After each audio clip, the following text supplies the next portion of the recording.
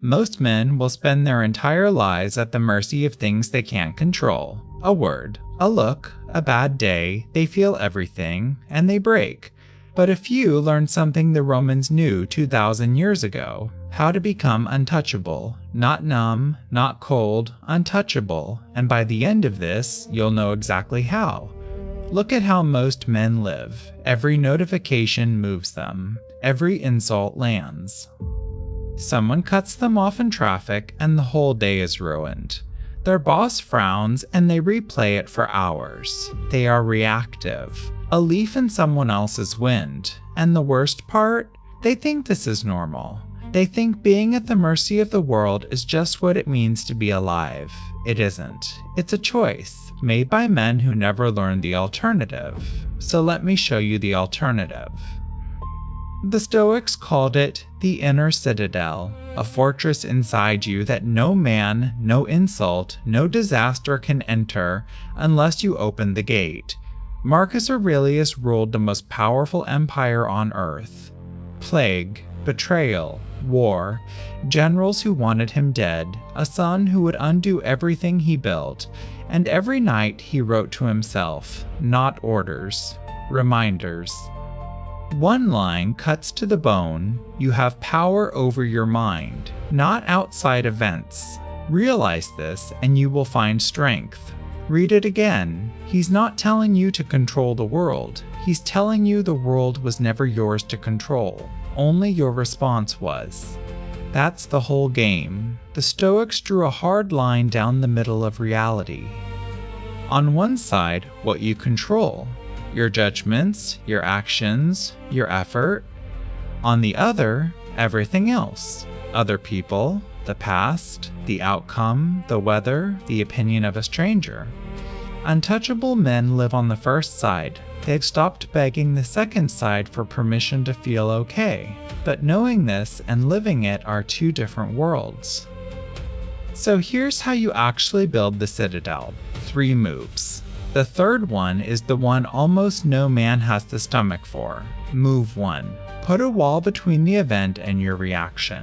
The Stoics called it the gap. Something happens. Before you respond, you pause. 1 breath.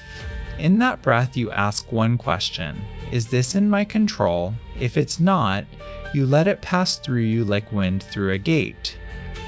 If it is, you act, calm and deliberate. This sounds small. It is everything. The pause is where a boy reacts and a man decides.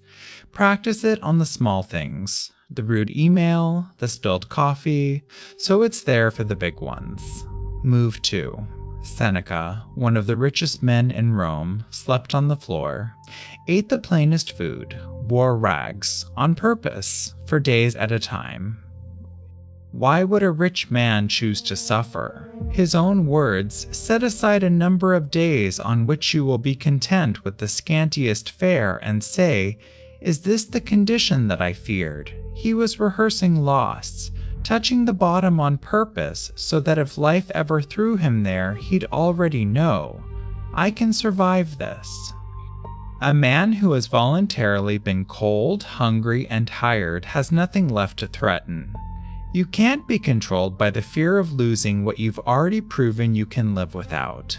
Take the cold shower, skip the meal, train when it's raining. Not for the body, for the mind that watches the body obey. Move 3, the one almost no man can do. Stop needing them to understand you. Every time you bend yourself to win approval, you hand a stranger the keys to your citadel. The Stoics didn't seek to be liked. They sought to be right, by their own standard, examined honestly, and then they let the world say whatever it wanted. Marcus wrote, "It never ceases to amaze me. We all love ourselves more than other people, but care more about their opinion than our own." Read that until it stings, because it's you. It's all of us. The day you stop seeking approval is the day you become genuinely free, because there's no longer a lever on the outside of you for anyone to pull. Untouchable was never about being hard. It's about being anchored. The pause. Voluntary hardship. Freedom from approval. Build those 3, and the world can still rage, but it rages outside the walls. Inside, you're calm, deliberate, yours. That's the inner citadel. The Romans built it under plague and war. You can build it in a world of notifications. Same enemy, same victory. Start tonight. Pick one move. Just one. And do it before you sleep. If this hit something in you, subscribe and become the kind of man who finishes what he starts. Because there's one more weapon the Stoics used that's even more dangerous than this one: silence. And I'll show you how to wield it next.